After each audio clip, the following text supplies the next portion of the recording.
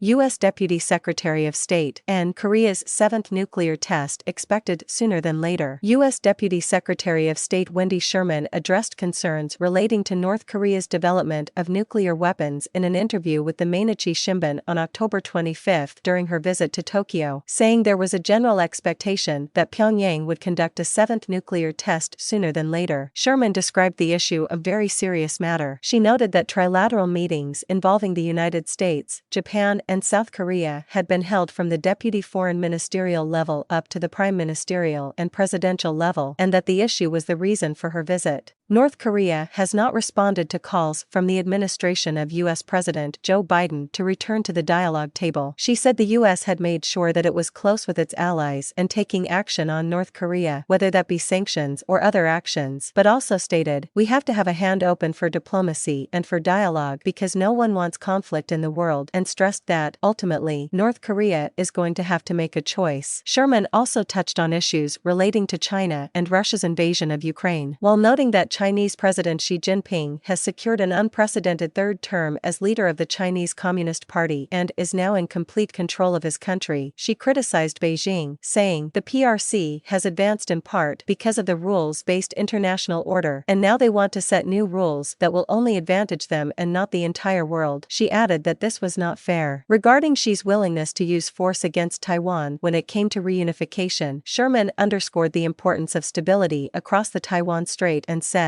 "We hope that no one takes unilateral action that changes the peace across the Taiwan Strait. It has worked for decades, and disturbing that status quo is not in anyone's interest." Meanwhile, Sherman criticized Russia for claiming Ukraine was going to use a dirty bomb, saying, "This was a false accusation, and indeed makes us very concerned that this was a projection." Regarding Xi's willingness to use force against Taiwan when it came to reunification, Sherman underscored the importance of stability across the Taiwan Strait and said, "We hope that no one takes unilateral action that changes the peace across the Taiwan Strait." Sherman gave the comments ahead of a meeting scheduled on October 26 with Japanese Vice Foreign Minister Takeo Mori and South Korean First Vice Foreign Minister Cho Hyun-dong.